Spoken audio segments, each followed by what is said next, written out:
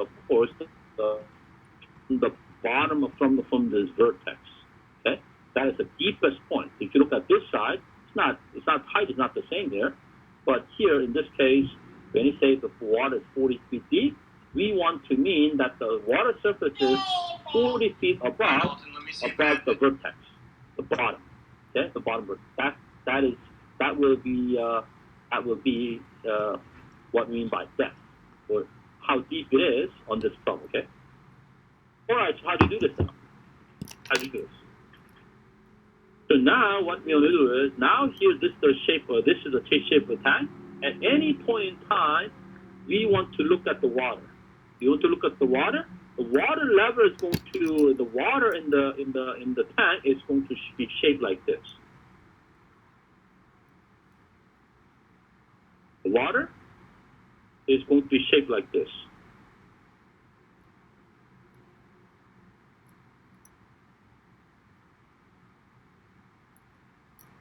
At any point, the shape of the water, or the shape of the body of water, is going to look like this. And now, since this is a cone, let me now call this guy H. I'm going to call this guy H. H is now going to be the water level at any time, and this will be our H. And then this will be the R. R will be this.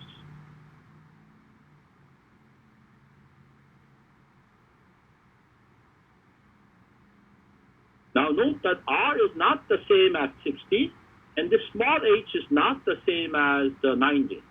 Sometimes this is what I do, and sometimes if we have to name this a 90 here, what I like to do is I'm going to call this guy capital H is equal to 90, and capital R is equal to 60. But capital R and capital small r are not the same. They are different numbers. Now what is R? R is the radius of the water surface at any time. And the H is the height of the water at any time. So 90 feet is the height of the tank, and 60 feet is the radius of the tank, not the water. Now note that here, an important thing is this. Focus on the water.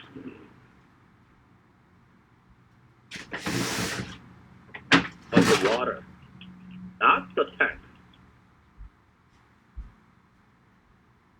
Here, what is changing is the water. We have to, of course, the water is in the tank, so the shape of the water depends on the shape of the tank. But the focus is on the tank. The focus is in the water, not the tank. At any time t, the radius of the water is r, small r, and the height of the water is what? Is h. So now, what do we need? This is what we need. Since the incoming data, the given data is 5 cubic feet per second, that's water incoming, that's about the volume. So in this case, first, so that means we want the difference between the volume, and the question is what? The height. So want a relationship between what? Need a relationship between the volume and the height.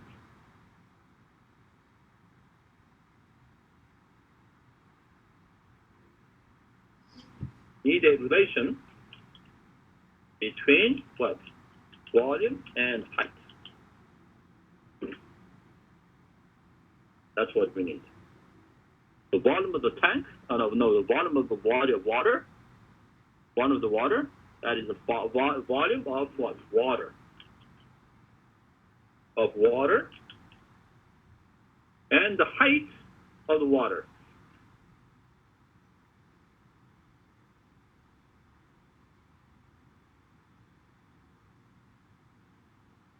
Not the tank. So here we have to be careful here.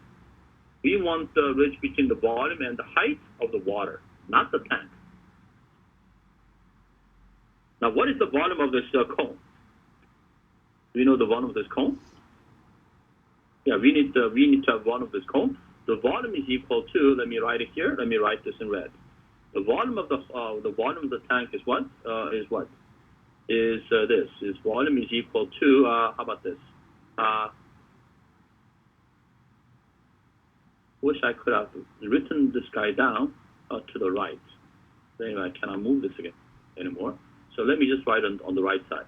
B is equal to V is equal to 1/3, what? 1/3 I R square and H. Now we do need the relation between the volume and the height, but as we remember, how do we memorize the volume of this cone? V is equal to 1/3 pi r square H. So there's also a what? There's also a R in it. This is not what we want, but this is, how we memorize that formula. So now, is there a relation between the R and the H? Yes, there is. R over H there's a relationship. R is the radius of the water, of the top surface, and height is the height of the water. That is actually related to the shape of the tank, which in this case would be 60 over 90. Because the cone, because the ratio and the height, the ratio of the radius and the height is limited by the radius of the tank and the height of the tank. So the ratio should always be 60 to 90, 60 over 90, which is equal to 2/3.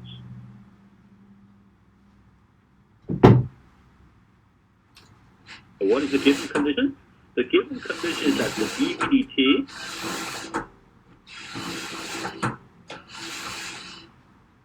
what is the given condition? The dVdt is equal to plus 5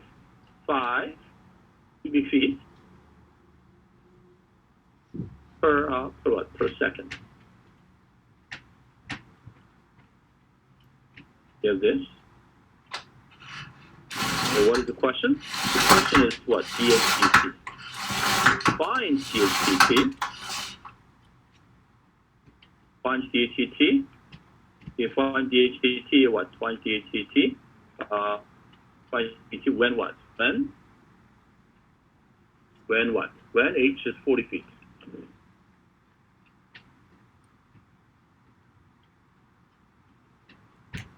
H is what? 40 feet. There's a setup right there. So the setup is going to be all this right here.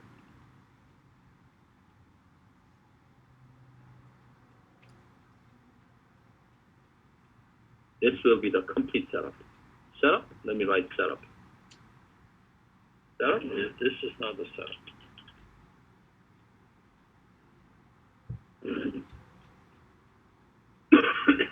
Any questions here? So this would be the first step. The first step would be the what? This is solved now. So let this be V. What is V? V is equal to 4/3. No, not 4, 1/3. V is equal to 1/3. It's going to be what? 1/3.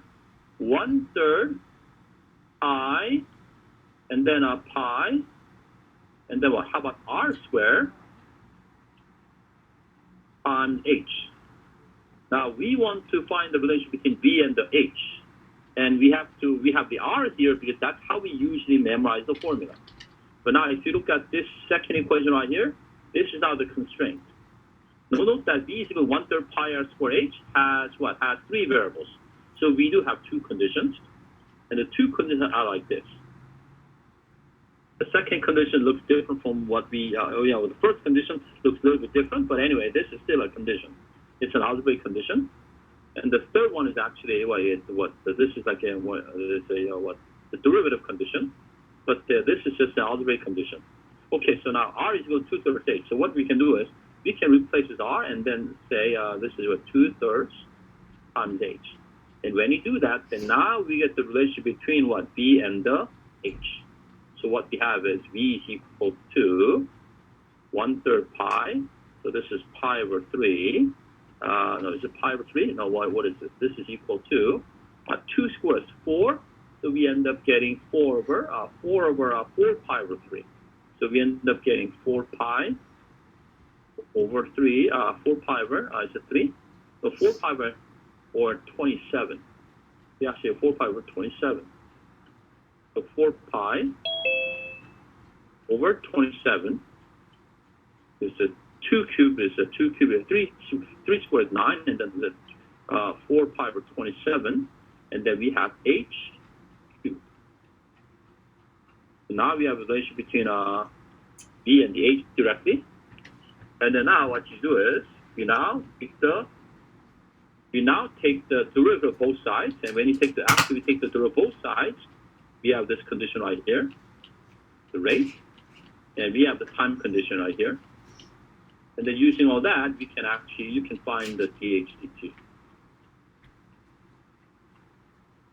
Okay? So you have all these conditions there. You make it a little bit clean. So this is what we have.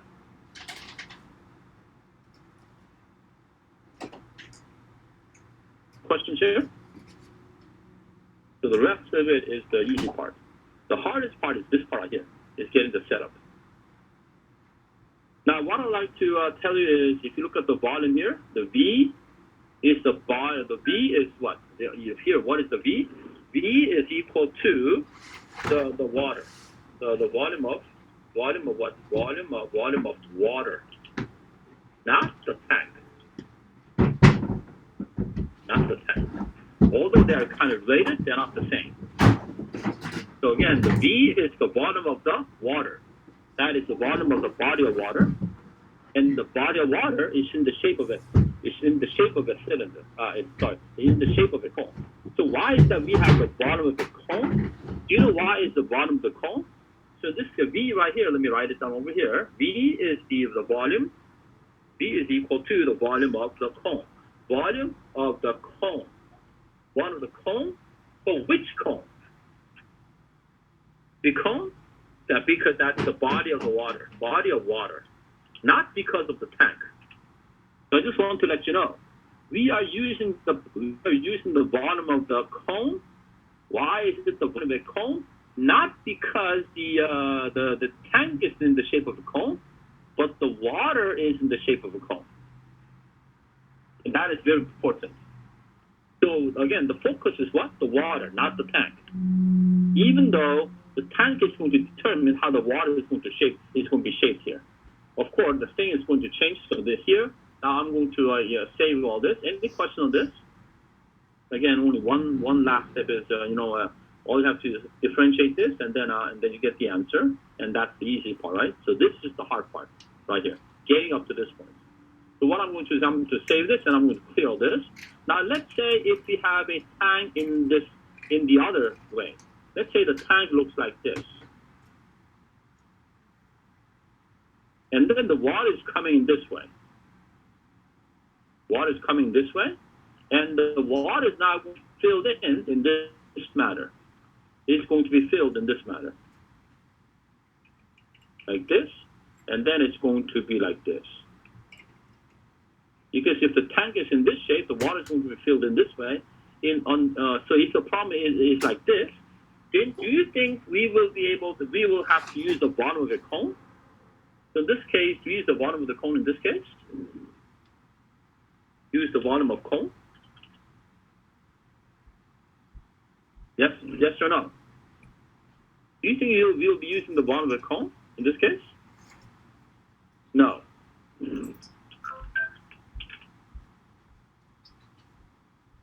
No. Why? Because the body of water is not a cone. It's not shaped in a cone. The body of water is not a cone. And you know that shape right there, which I marked in blue. You know that it's like a bottom part of the cone with the top gone. That is, the top is cut out of a cone.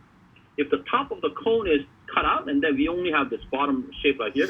Let's say this shape right here, this shape, it's like the cut-off cone like this. Or let's say like this.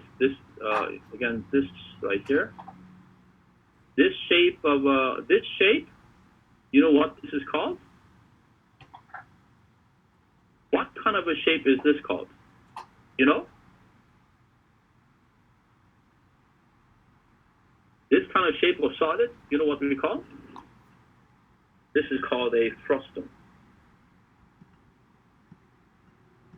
You know why this is called a frustum? Frustrating. Okay? So this kind of a shape, this kind of solid, which is like a cone, but it's a chopped up cone. It's a cone where the top part is gone. This shape of this kind of solid, we call that a frustum. In frustum, when you go to chapter 5, we will see that. In chapter 5, we will actually see the frustum. And we can find the bottom of the frustum when you get there. Okay? So that will be almost almost the last day or the last 2 days of the class. Okay? We'll get there. So that's called the frustum. And it's easy to memorize because it's frustrating, obviously. And nobody knows the volume formula for the frustum, right? Does everyone know the volume formula for frustum? Or not me? Okay, so I have to look it up or I have to derive it. Okay, but that's called a frustum. So what I'm trying to say is the focus is the water, not the cone. Okay, that's what I'm trying to get at. So this one, I don't think we need the page. So I'm just going to clear this. And so that's it. Any questions here? How about this? Now let me move on to example 7. The last example of this section is this. Yeah, example 7. A balloon is lifted up at a speed of 5 feet per second. A camera is set up 30 feet away from the base of the balloon to record the balloon.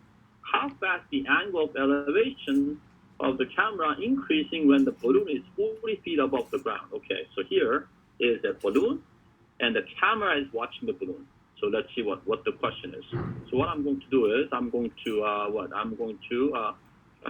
let's say draw a diagram first.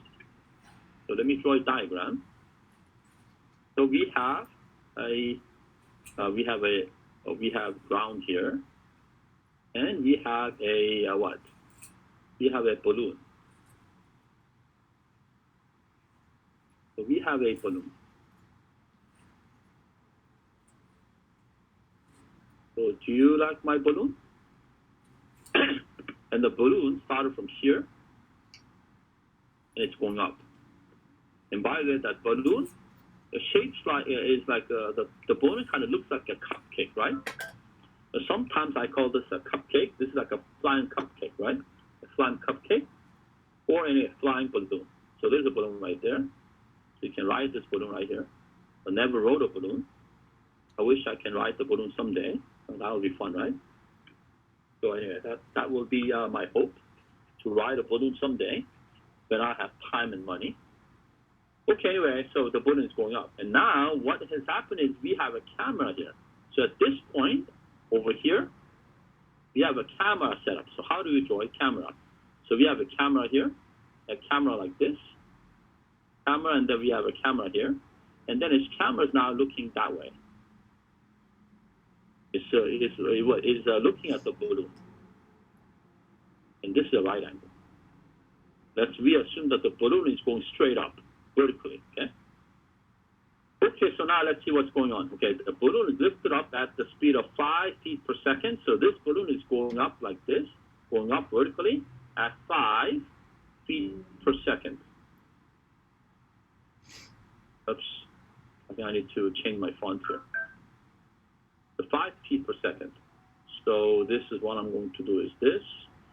Then let me change this, 5 feet per second.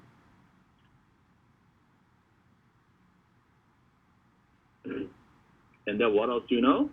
A camera is set up 30 feet away from the base of the balloon. So that's the base of the balloon, and now what? Is 30 feet away. So this guy is 30. This guy is 30 feet. This guy is 30 feet. Okay, that's 30 feet. And then now what? And then now, as the balloon is going up, the camera is going to change the direction. It changes direction. And this angle right here, this angle right here, what do we call this guy? So when you have a horizontal line and then you're looking up this way, or something is heading that way, and then we form an angle like this. What is this angle called? That angle is called the angle of what? It's called the angle of elevation. So when you look at a mountain or look at a building, and then you look up, then the angle formed by that line and the horizontal line, that is called the angle of elevation. And now, if you have let's say line like this, if you have a line like this, and you are somehow looking down, and then it forms this angle. We have a name for that one too. That angle, what is the angle called? Anybody know what the angle is called? That angle is called angle of depression. So when you're dealing with word problems, and then there are some angles involved, then many times these terms are these terms show up: angle of depression and angle of elevation. So they're very common terms. Okay, so in this case, the camera will be looking at the cup, no, not the cupcake. What's that? The balloon at an elevation angle, whatever, and that angle is now what called what is there a name for this angle here? Angle. How fast is the angle of elevation of the camera increasing when the balloon is 40 feet above the ground? Okay, so in this case, let me name this angle since they don't have a name here. So let me call this angle A. How about this? This angle right here. Let's call this angle A. This A right here, this angle. Let me call this angle A. Okay, the 30 feet is from here to here. That's 30 feet. And this angle right here, let's call this angle A. Okay. So I think we have now everything here. And now, what is this? This balloon, what is this here? This is 5 feet, and this is going that way, okay, vertically. So why don't we now create a variable which to express this 5 feet per second? So let's create some variables. So variable which I'm going to create, why don't we call this guy y? And then what other variable do we have? We have a. So we have only two variables. We'll call this guy y. Y will be the distance from the balloon to the ground. That is the height of the balloon. Or should I just call this guy h? It doesn't matter what you call it. How about, you know what? Instead of h, why don't I call it h? Or how about maybe that might be better. Okay, but anyway, it doesn't really matter. But anyway, we'll call this guy, and then we'll call this guy h. Okay, h for the height of the balloon. So this is h, and then the h will be this. And obviously, h is going to change as time changes because the balloon is going to go up and up and up. So we have this.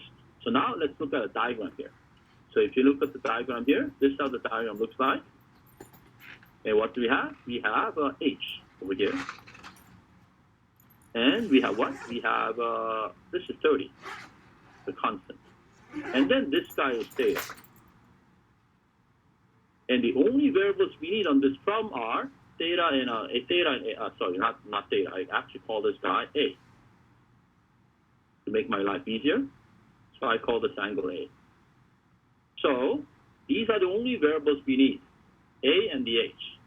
All we need is what? The easiest relationship between A and the H. The angle A and, you know what? Did I call A? A is not the area, it's actually the angle A, okay? So, all right, anyway, A is the angle. So, what is the easiest relation between the A and the H? Can you tell me? The easiest relation between the A and the H.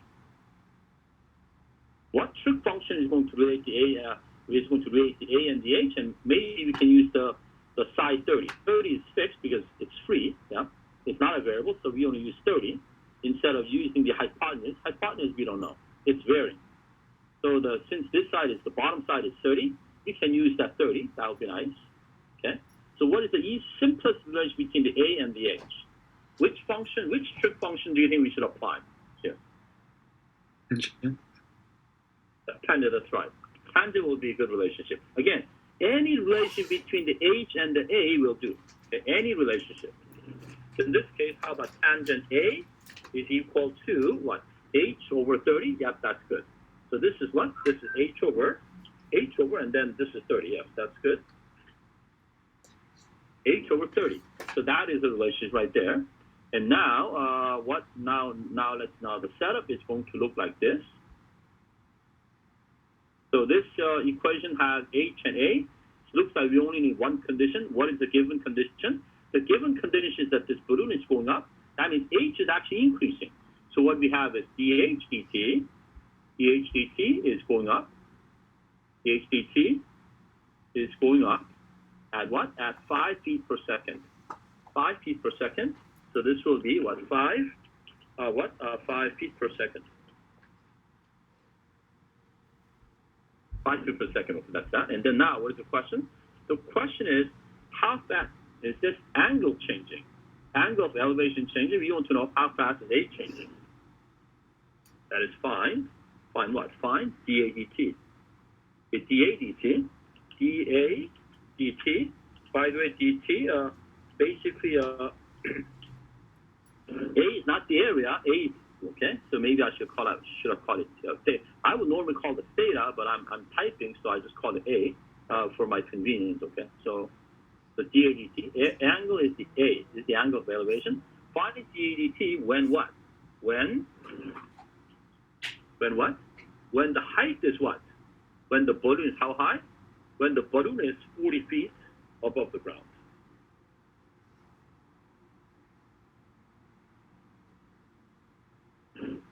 Now let me write the time condition. The time condition when h is equal to 40, then what is the A? Then what do you know? Now this is about tangent here. Tangent is secant, so we actually write cosine. So anyway, we can have, how about if I write cosine here? Maybe I'll write this in light blue. Okay, that is cosine. Cosine of that angle is equal to what? When h equals 40 feet, and that is 40 feet, tangent 30.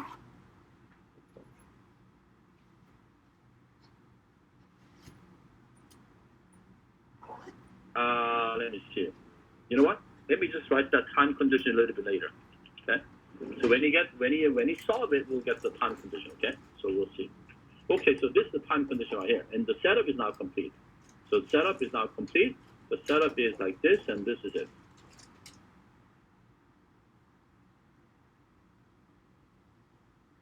Okay. Now, how to solve this? So let me just quickly do the first step here. To solve this, what do you do? Take the derivative of both sides with respect to t. Why? Because we have dt here, and the given information as dt. So we know that we have to take the derivative with respect to t. That's really the only reason. If we take the derivative of both sides with respect to t, then now we have to take the derivative of this guy right here. So tangent A, now we have to take the derivative of tangent A with respect to t. So what is now the derivative of tangent? And that will be what? Well, secant square. Secant square A, and then times what? Times the dA dt.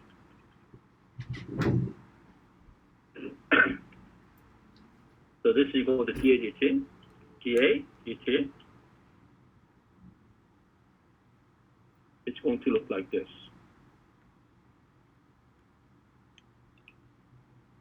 Secant square A, and then times dA dt is equal to 1 over 30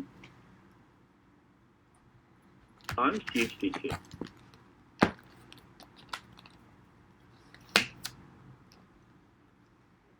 So dH dt. Write this dH dt one more time. dH dt. Now, can you plug in everything? Our question is, of course, dA dt. This is our question right here. Our question is dA dt. But now, what is this d? How about what is dA? Yeah, dH dt is per second. That's given. Now, the only question is we need to know what the secant square A is. So now the time condition is 40 feet. The time condition is 40 feet. At that time, how does the triangle look like? When h is 40, then this is how the triangle looks like. This guy is 30, and this guy is what? Is the right angle, and this guy is 40. So this the condition at that time is 40, and this is theta. And if it's 30, 40, then, sorry, not theta, it's A. And if that's 30 and 40, then as you know, this is a 3, 4, 5 triangle. This must be 50.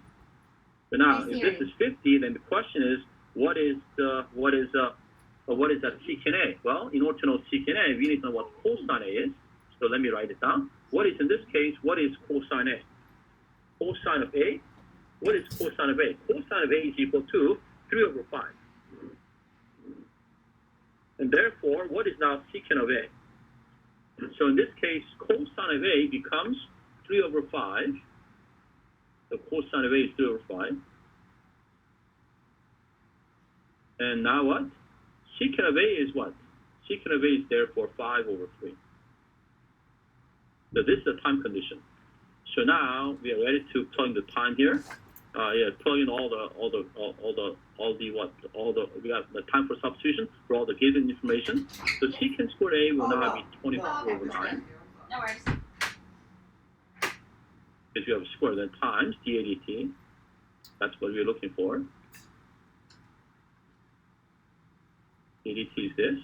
And this equals to 1 over 30.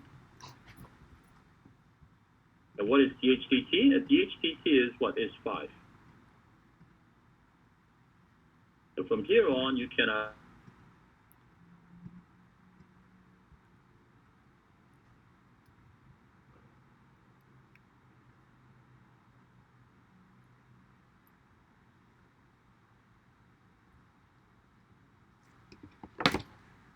here.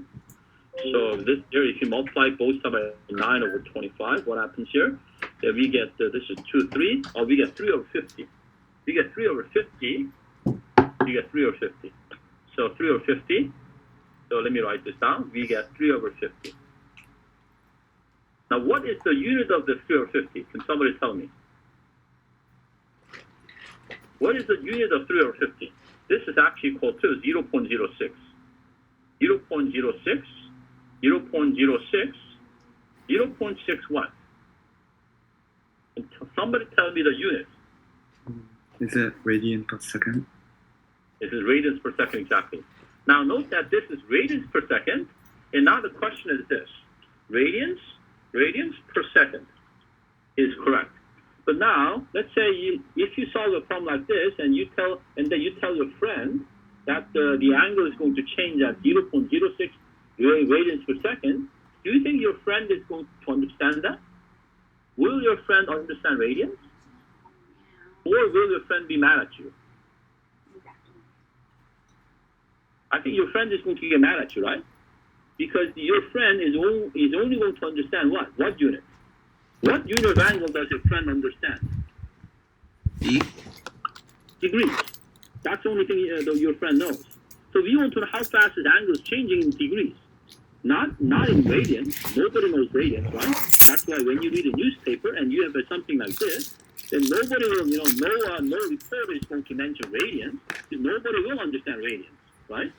So even though that's the standard unit in math, that is not the standard unit. If you're going to convert this, all you have to do is multiply this by, and then now let me write this in what? Light green. And so if you want to change this, then you have to multiply top and the bottom by pi, and then note that it's pi radian. And then pi radian is how many degrees? Is a pi radian, and the unit, and then pi radian is 1 degree, so we multiply by 180 degrees. So this is the condition, 180, and then light, because that's kind of an extra step if you want to convert that in degrees, and you must be able to do that, of course. And let me just just do that. Yes, so we have to multiply by this conversion factor. So when you multiply by this conversion factor, then as you can see, the radians will disappear, and the unit will now be in degrees per second. And this pi is a number about 3.14. Pi is a number which is about 3.14. So pi is a number about 3.14. So the number will change. Okay, number 14159 or 1, roughly 3.1416. Okay, so that's how you convert the radians per second to degrees per second. You have to multiply by that factor, conversion factor, 180 degrees over pi radians. Pi is about 3.1416. Okay. Any questions here? Okay, so that is the end of section section 2.7, 2.8, and section 2.0 will not be covered in today's test. So let me save this and then clear this. Let me just show you what we have on the next section. Yeah, I don't think I can spend any time there, but let me just open up the file section 3.1. If you open section 2.9, by the way, is a topic called linear approximation. So this one, I'm sorry, but this one I guess I have to postpone this. it is a fun topic, but again, section 2.9 is not as none of the sections after this will depend on this section. So section 2.9 has no dependency, but it is, it is an important section in a way, but again, it is not critical. And so at this point, in time, I'm going to kind of skip this section for now. I may or may not come back to the section. Okay. So right now, let's move on to section 3.1. If I open up section 3.1, this is the file we see. Oops. Oh, it's not opening up here. It did open up right here. It did open up. So this is section 3.1 notes. And if you look up section 3.1, as you can see, what do you see a lot? Do you see something a lot? What are all these defs here? Oh, they're called definitions. So section 3.1 has a lot of these definitions here, and if you think about it, it's really it's not graphically it's not hard to understand, but in math we need to have a algebraic definition of everything. So we talk about critical point. We'll talk about that, and then when you look at the definitions over here in this big group, then we have all these definitions. The definition a function f has an absolute max. So what is an absolute max? So you have a question, what is an absolute max? So absolute max is like this. Let's say when you have it's a pink color, and then go like this, and then go like this, and like that, and then like that, and then like that. So we have a bunch of these mountains here, and now what is the absolute max here? Absolute max is this guy here. The absolute max y. That's the maximum y. Whenever we have maximum, we are referring to the y value, not the x value. So in this case, the highest point, that's called the absolute max. The absolute min is, well, let's see. Let's how about if we go this way, then this way over here, and then we go that way. And then let's say we go this way, okay? Just for the sake of discussing, in this case, that would be the absolute max. And then a relative max, what is a relative max? Like this kind of a point right here, that's called a relative max. Also called a local max. And this is a local max too. That is the top of the mountain, even though that mountain top, that mountain is not the tallest mountain, but if you look at this this little area here, this region only, the small region around the mountain, that is the top. So that is what we call the local max, relative max. And if we talk about increasing function, what is an increase function? Let's say if the graph is going up like this, that's what we call an increase function. If the graph goes down like this, that's what we call the decrease function. If the graph is like this, like this, like that, then on this interval from here to here, the graph is increasing, the y value is increasing, and from here to here, it is decreasing. So these are all the terms here. But I want, so graphically speaking, they're quite easy. But I want you to look at this here, and I want you to study these definitions. The graphically, they're easy to understand, but you have to know their algebraic definitions, so kind of look at this, okay? So let's say if you look at example 2, example 2, fx is this guy here. And so how do you show, now in this case, the maximum turns out to be at 2. So f of 2 is actually the maximum value. How do you show that f of 2 is the maximum? Well, you have to show that, not graphically, because if you graph it, you are going to get a graph like this, and then you are going to see what is the graph going to see. At 2, the graph is going to be like this. And that's how the graph is going to look like. So even though this is how the graph is going to look like, we have to show that this is the max algebraically. Again, but in this case, you cannot show the graph like this, and then the max is max. Actually, you can't say that. But in this case, we will show this algebraically. Then algebraically, show this algebraically. Show actually of this algebraically. So there's a lot of research here. Algebraically. You have to show that. Right? Okay, so anyway, that's all that. So I guess, when it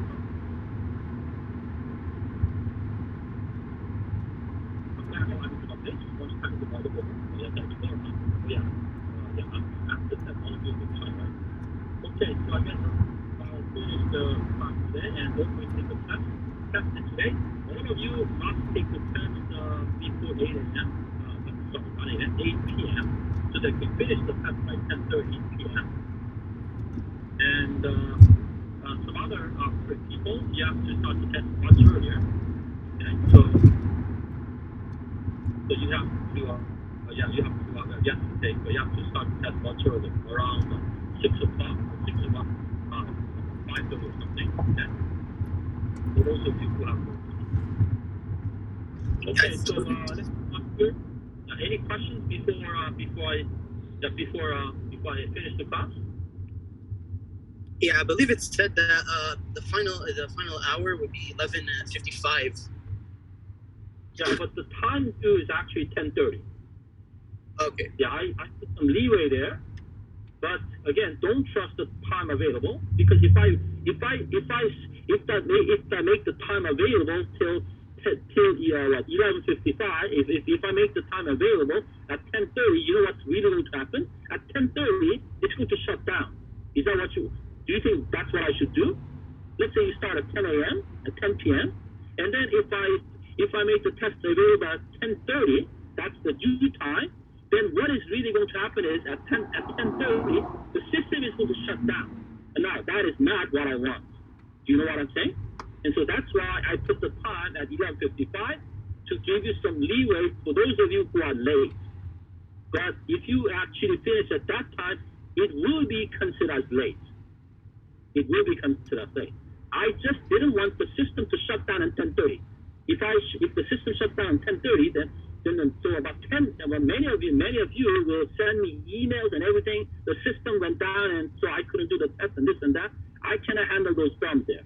So for convenience, I made the test open until 11 something. But that is not the due time. The test is due what time? At 10:30. Is that clear?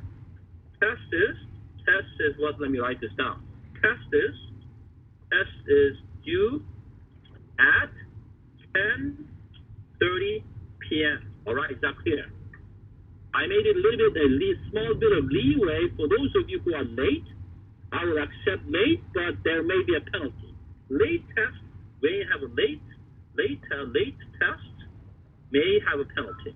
May have penalty. Again, I just did not want to have a system where at 10:30 the system will just shut down. So that will be terrible, right? So that's why I didn't make it like that. But the test will be due at 10:30, not at 11, not when the test is available. So just want to make it clear, all right? The test is due at 10:30. Even though the system is not going to shut down at 10:30. All right, class? Is that fair? Okay. Class? Yes.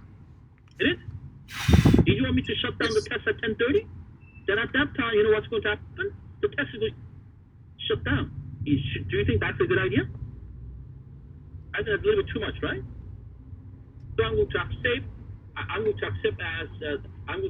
your test as late if it's beyond 10:30. But I will still let you just finish the test. I think that is a little bit better, okay? But the test I think is due at 10:30. I think did I say 10:30 or did I say it's 10:40? I can't remember exactly. But anyway, whatever the due time is, that's the due time, not when the test is available. Okay? So don't make a mistake here. Okay, so if you have any questions, I will be here to answer your questions. Otherwise, you can immediately start the test, or you can start the test a little bit earlier, but everybody must start the test by 8 p.m. Or if you have more time, then you must take the test at least by 5 p.m. Okay, all of you have a good day. Happy testing, and I will see you tomorrow. Bye, everyone. Thank you, Professor. If any of you have any questions, I will be here to answer your questions, short questions.